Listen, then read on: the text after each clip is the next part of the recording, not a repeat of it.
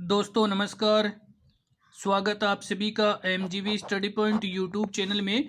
तो आज की हमारी मिक्स क्वेश्चन सीरीज नंबर है 36 और ये 36 नंबर सीरीज है मैथ की, जिसमें एमसीक्यू टाइप टोटल 10 क्वेश्चन है। और अब हम बात करेंगे ये एनटीपीसी, डीएमआरसी, जेएमआरसी, रीट, एचएसएससी, पटवारी, पुलिस एग्जाम बेस्ड सीरीज है। तो ज़रूर इस वीडियो को लास्ट तक देखें, लाइक शेयर भी करें। अभी तक अपने यूट्यूब चैनल को सब्सक्राइब नहीं किया तो ज़रूर इसको सब्सक्राइब करें, अपने फ्रेंड्स को भी फॉरवर्ड करते रहिए और चैनल को ज़रूर सब्सक्राइब करें। इसी के साथ में बात करेंगे सभी परीक्षाओं के लिए महत्वपूर्ण रहने वाले ये क्वेश्चन है, विभिन्न एग्जाम में पूछे गए क्वेश्चन है। तो ज़रूर इस वीडियो को लास्ट तक देखें।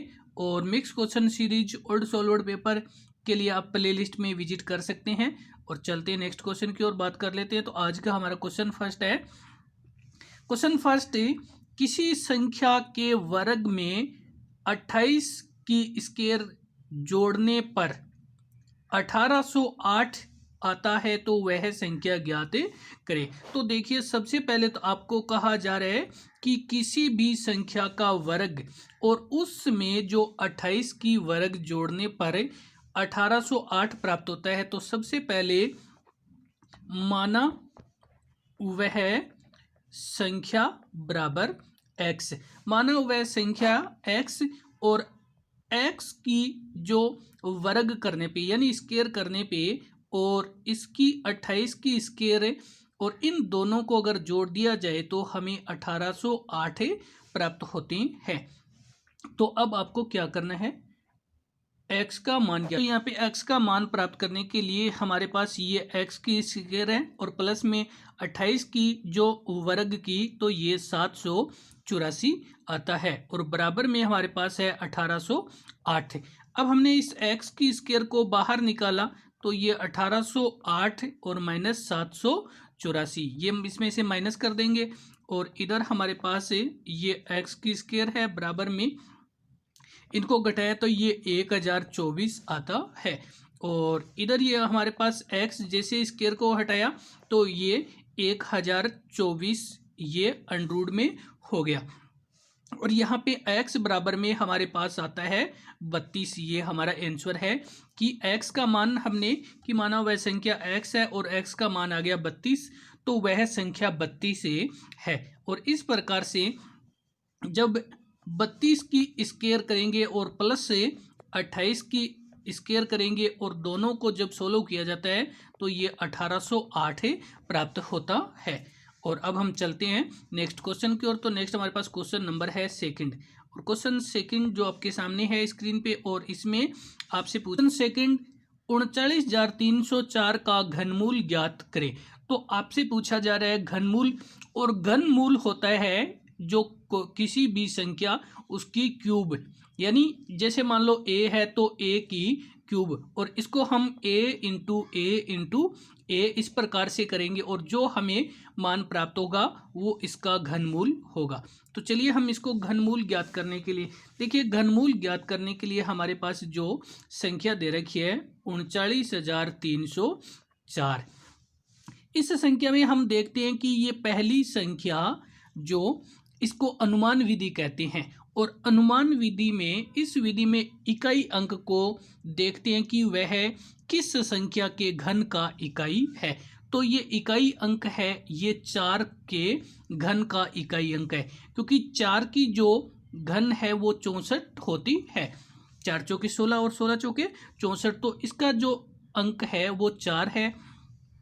अब हमें क्या करना होता है, इसमें दहाई और सैकड़ा दोनों अक्षर को हम छोड़ देते हैं कि इसमें जो दहाई और सैकड़ा के अंकों को छोड़ करके आगे जो अंक हमारे पास है उन अंकों का हम देखते हैं कि इससे ठीक छोटी धन संख्या कौन सी है। तो इससे छोटी जो घन संख्या है वो कौन सी है, और यहाँ पे हमारे पास इसकी संख्या बनती है जो कि ये 27 और इसकी 3, क्योंकि ये 3 की 3 होती है 27, 4 की करें क्यूब तो ये 4 की तो 64 हो जाएगी। तो 39 से छोटी जो घन संख्या है वो है 27 और ये बनती है 3 की जो तो यहाँ पे इस 3 की, और अब इधर से हमारे पास ये 3 हो गया और इधर से 4, तो ये 34 का घनमूल है।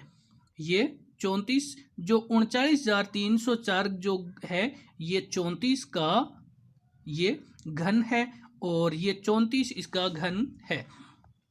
तो यहाँ पे ये 34 और 34 को इस प्रकार से सोल्व करेंगे तो ये 39,304 प्राप्त होते हैं। तो इसको हम दोबारा देख लेते हैं एक बार। देखिए, सबसे पहले तो इकाई के अंक को देखना है और ये देखना है कि किस घन इकाई का अंक है। तो ये 4 का इकाई अंक है, क्योंकि 4 की क्या बनती है, 64 बनती है, तो ये इकाई अंक है।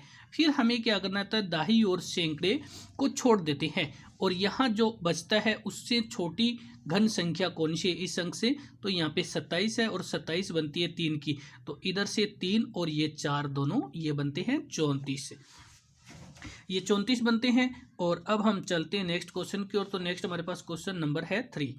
क्वेश्चन 3 में 3 क्रमागत धनात्मक संख्याओं के वर्गों का योग 365 है, तो संख्याओं का योग क्या है। देखिए, आपको 3 क्रमागत जो धनात्मक संख्या दे रखी है और उनको वर्गों का योग दे रखा है, आपसे उनकी संख्या का योग पूछा जा रहा।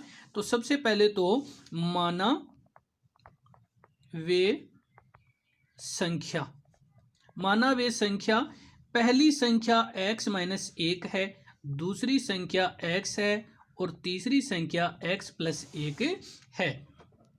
माना पहली संख्या x माइनस 1, दूसरी संख्या x और तीसरी संख्या वो x प्लस 1 है। और अब इनका वर्ग करने पर, जब हम इसका वर्ग करेंगे इन संख्या का, तो यहाँ पे हमारे पास पहली संख्या है x माइनस 1 और इसकी ये वर्ग कर दिया और इसको प्लस करेंगे, ये ऊपर स्क्वायर है, और ये दूसरी संख्या x है तो ये x की स्क्वायर होगी, और प्लस तीसरी संख्या हमारे पास x प्लस 1 है, इसकी स्क्वायर कर दी, और इन सभी को जोड़ दिया जाए तो ये 365 हमें प्राप्त हो जाते हैं। तो देखिए, इन सभी को सोल्व करने से तो ये हमारे पास होगी x की स्क्वायर और इसके प्लस में 2x प्लस 1 और इसके प्लस में x की स्क्वायर, और प्लस होगी हमारे पास x की स्क्वायर प्लस 2x प्लस 1 और बराबर में ये 365 है हमारे पास। अब हम इन सभी को सोल्व करेंगे और सोल्व करेंगे तो ये हमारे पास प्राप्त होते हैं 3x की स्क्वायर प्लस 2 बराबर में 365। और अब हम क्या करेंगे, इस 3x की स्क्वायर को बाहर निकालेंगे तो ये इधर 2 प्लस के उधर जाकर के माइनस में हो जाएंगे, तो ये बचेंगे हमारे पास 363, क्योंकि ये इधर प्लस के हैं इधर जाके माइनस के होंगे, तो ये हमारे पास हो गए x की स्क्वायर बराबर 363। और अब हमने इस x की स्क्वायर को बाहर निकाला तो ये 363 और इसके बटे में हो गए 3, इस 3 एकम 3 और 3 दुए 6 और 3 एकम 3 121 हो गए।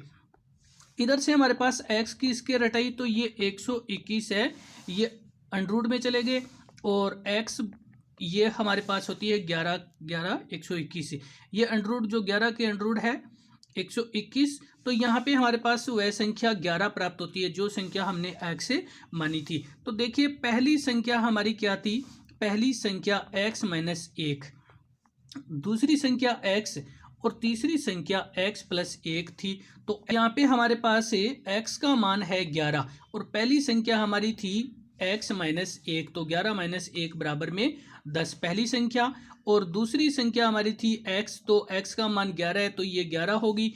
तीसरी संख्या हमारे पास थी x प्लस 1 और x प्लस 1 किया तो 11 प्लस 1 12, ये संख्या हमारे पास जो प्राप्त होती है 10 प्लस 11 प्लस 12, और इन तीनों का जब योग किया जाता है तो ये योग प्राप्त होता है 33। और आपसे यही पूछा जा रहा है कि इन तीनों का योग क्या है। देखिए, हमारी पहली संख्या x माइनस 1 थी तो 11 में से 1 घटा दिया 10 होगी, दूसरी संख्या हमारी x थी तो x का मान 11 है, और तीसरी संख्या x प्लस 1 है तो 12 हो गया, और इन तीनों का योग किया तो ये 12 हो गया। इन तीनों का योग किया तो ये 33 हो गया है। और इस प्रकार से आपसे गुणनफल पूछा जा सकता है।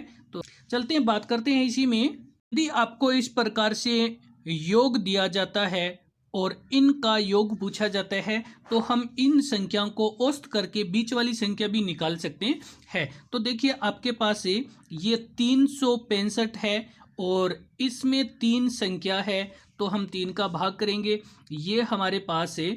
अब हम इसको अगर कट करेंगे तो ये 121 और इसमें 2 बचता है शेष 121। अब 121 देखिए किसका वर्ग है, तो 121 है, ये 11 का वर्ग है। तो आप नज़दीक में देख सकते हैं कि ये किसका वर्ग है। अब इसमें से जो ये संख्या बीच वाली प्राप्त होगी, बीच वाली 11 है, तो इससे पहले वाली 10 हो गई और इससे आगे वाली क्या होगी, 12 हो गई। और इन तीनों को जब हम प्लस करें तो ये 33 प्राप्त होती है। तो इस प्रकार से आपको क्या करना है, औसत ज्ञात करना है। औसत ज्ञात करने के लिए कुल बटे कुल संख्या, जो राशियों का योग बटा राशियों की संख्या, तो 365 तो उनका योग है और बटे में 3 संख्या है, तो बीच वाली संख्या होगी, फिर एक को घटा देंगे, एक को प्लस करके हम तीनों को संख्या को प्राप्त कर सकते हैं। तो ये भी डायरेक्ट मेथड है। दोनों तरीके जो आपको बिल्कुल अच्छे लगे वही तरीके आप यूज कर सकते हैं। तो चैनल को सब्सक्राइब जरूर करें और चलते हैं नेक्स्ट क्वेश्चन की बात कर लेते हैं। तो क्वेश्चन नंबर है 4। क्वेश्चन 4 से चैनल को जरूर सब्सक्राइब कर दीजिए।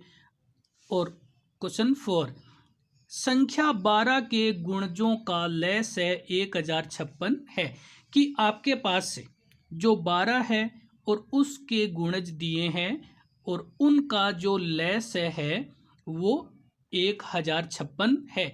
यदि एक संख्या 132 है तो दूसरी संख्या क्या होगी। तो देखिए आपका क्वेश्चन है वो आपको ये बता रहे कि दो संख्या 12 के गुणजों का लैस है 1056 है। यदि संख्या पहली 132 है तो दूसरी संख्या क्या होगी। तो देखिए इस प्रकार से आपको क्या करना है, जब आपको लैस दिया गया है और एक संख्या दी गई है तो आप एक संख्या ज्ञात कर सकते हैं। आपको ज्ञात करनी है दूसरी संख्या, और दूसरी संख्या ज्ञात करने के लिए यहाँ पे लय से और बटा पहली संख्या, यहाँ पे पहली संख्या। तो आपको क्या करना है, दूसरी संख्या ज्ञात करने के लिए लय से में पहली संख्या का भाग कर देंगे। और लय से हमारे पास 1056 है और पहली संख्या 132 है। इन दोनों का भाग करने पर 8 प्राप्त होते हैं। 8 प्राप्त होते हैं। तो अब देखिए आपको क्या कहा है कि यहाँ पे ये लेस है और ये पहली संख्या, दूसरी संख्या आपकी 8 प्राप्त होती है, लेकिन यहाँ पे तो 8 है ही नहीं, क्योंकि आपको 12 के गुणज यानी 12 की टेबल में कोई भी अंक होना चाहिए, 12 से छोटा नहीं होना चाहिए और 12 से वो डिवाइड भी होना चाहिए, 12 का गुणज होना चाहिए। तो अब हमें क्या करना है, 12 इंटू 8 और बराबर में 96। तो हमारा आंसर क्या होगा, 96 होगा। आंसर 96 हो जाएगा, क्योंकि आपको 8 आता है लेकिन 8 आपके आंसर में नहीं होगा, ऑप्शन में नहीं होगा। तो उस समय आपको क्या करना है, इस 8 को 12 के गुणज में करना होगा। तो 12 से गुणा कर दीजिएगा। तो चलते हैं नेक्स्ट क्वेश्चन की ओर बात कर लेते हैं। तो नेक्स्ट हमारे पास क्वेश्चन नंबर है 5 पे। क्वेश्चन 5 में इससे पहले चैनल को जरूर सब्सक्राइब कीजिए, वीडियो को लाइक भी कर दीजिए, इससे आपका कुछ नहीं बिगड़ता है। क्वेश्चन 5 पे, घी के भाव में 20% की कमी हो गई है। अब एक व्यक्ति 36 रुपये में 500 ग्राम घी अधिक खरीद सकता है, तो घी की प्रति किलोग्राम प्रारंभिक भाव क्या था। देखिए घी के भाव में कमी हुई है, वो है 20% की कमी। और अब कोई आदमी है वो 36 रुपये में 500 ग्राम घी अधिक खरीद लेता है, तो अब पहले क्या भाव था वो आपको बताना है।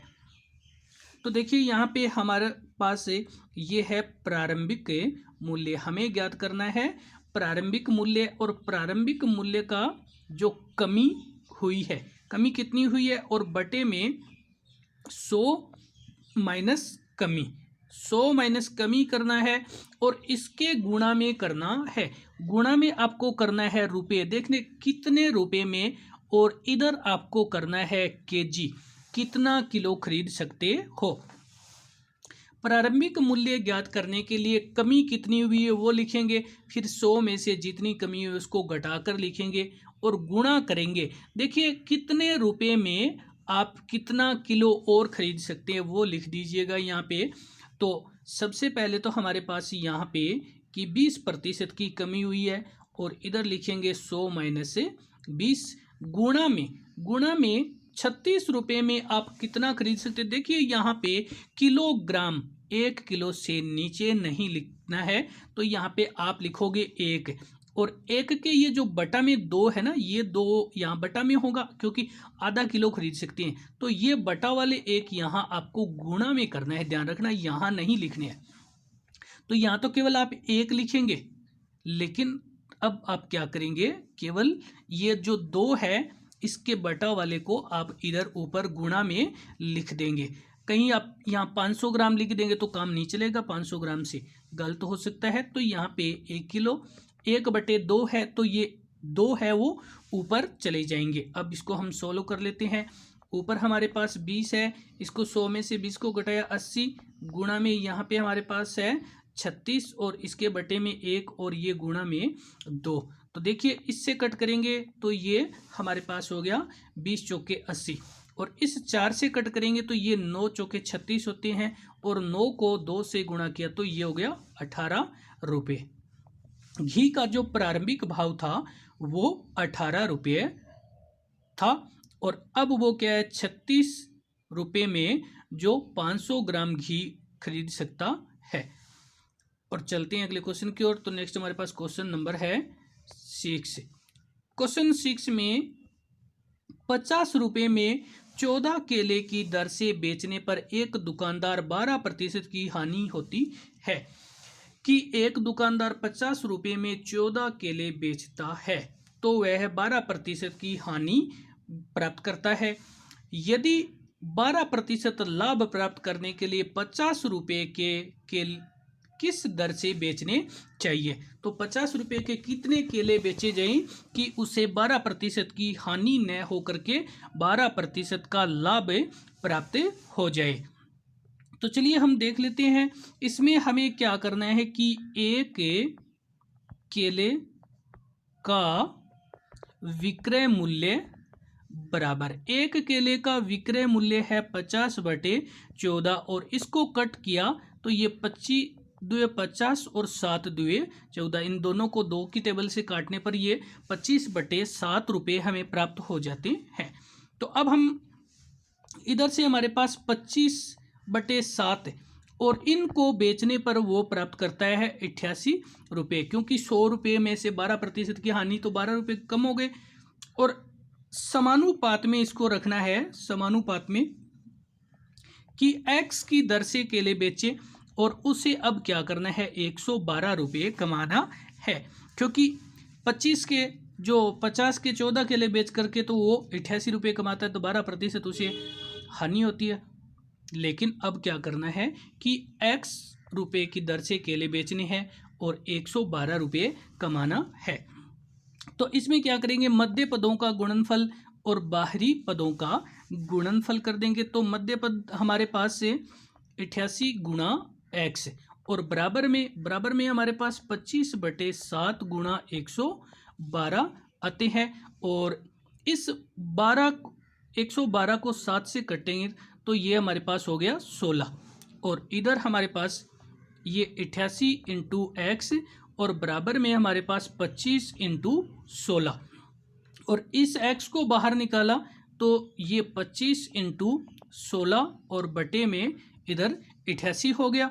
और इन सभी को जैसे दोनों को गुणा करके बराबर रखा है तो ये हमारे पास x बराबर में आता है 400/88, और इन दोनों को कट करते हैं तो ये हमारे पास 11 8 88 और 50 8 400, ये 50/11 आ जाते हैं। तो देखिए अब हमारे पास ये 50 के रुपये तो है, लेकिन हमें क्या करने 50 रुपये के 11 केले बेचने से 12% का लाभ प्राप्त कर सकते हैं। तो अगर वो 50 रुपये के 14 केले देते हैं तो 12% का उसे हानि होती है, लेकिन अब वो 50 रुपये के 11 की दर से केले बेचे तो उसको प्रॉफिट होगा 12% का। तो यहाँ पे आपका आंसर हो सकता है 11। और ऑप्शन में आपको 50/11 भी दे सकता है, तो 50/11 वाला होगा, और यहाँ पे सीधा 11 है तो सीधा 11 भी हो सकता है। और चलते हैं नेक्स्ट क्वेश्चन की ओर। तो नेक्स्ट हमारे पास क्वेश्चन नंबर है 7। क्वेश्चन 7 से पहले अभी तक आपने अपने यूट्यूब चैनल को सब्सक्राइब नहीं किया तो जरूर सब्सक्राइब कीजिए।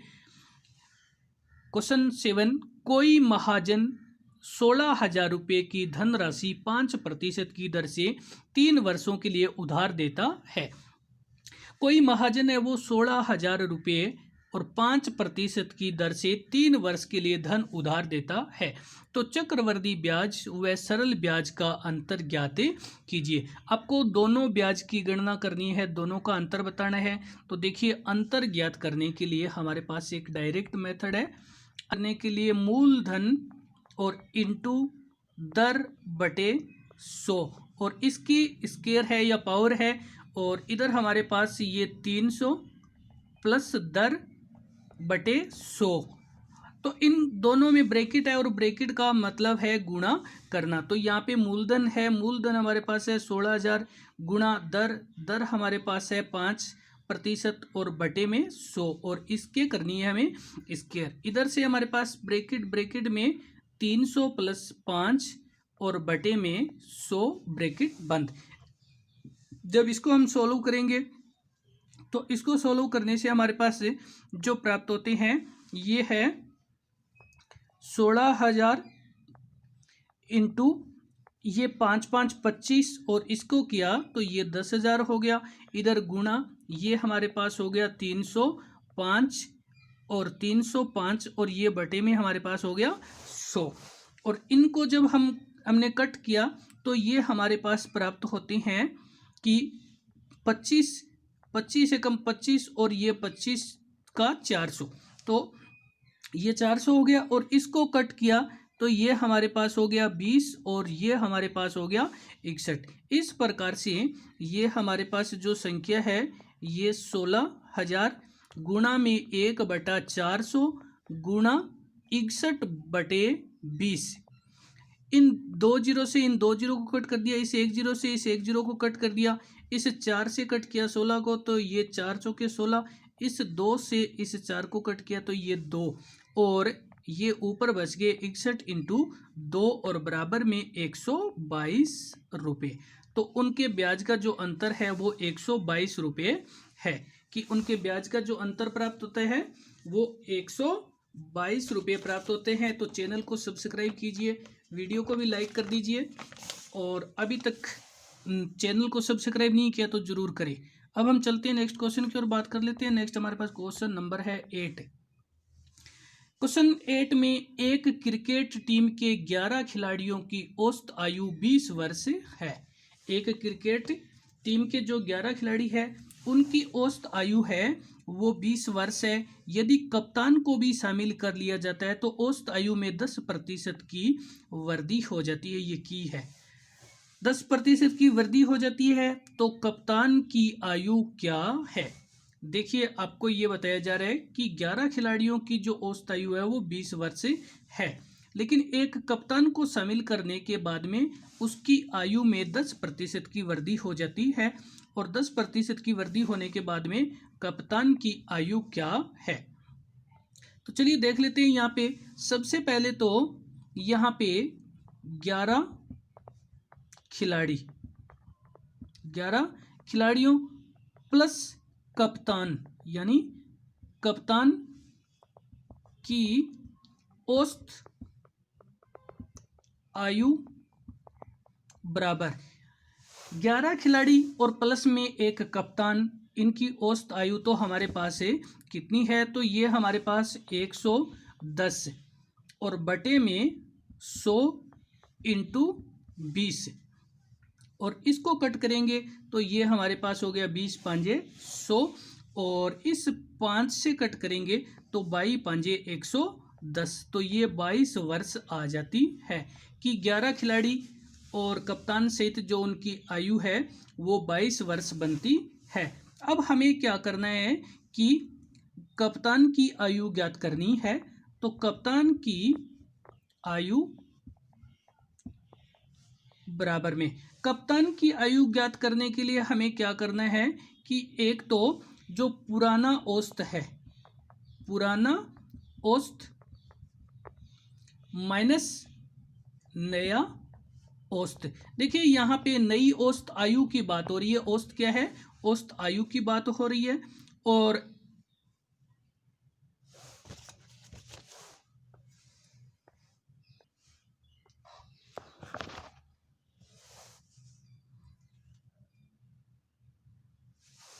तो देखिए यहाँ पे आपको कप्तान की आयु ज्ञात करनी है और कप्तान की आयु ज्ञात करने के लिए पुरानी औसत आयु और इसमें से आपको माइनस,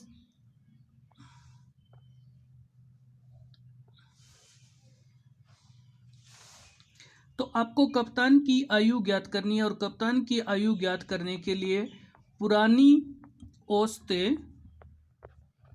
आयु